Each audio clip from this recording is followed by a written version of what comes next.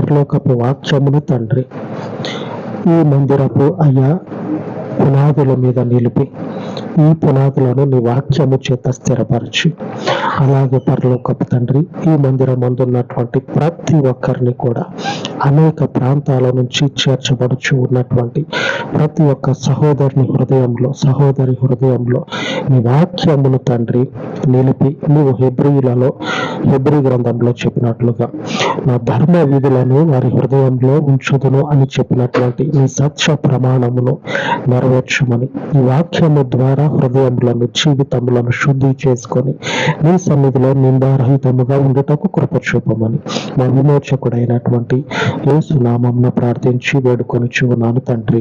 ఆమేన్, ఆమేన్.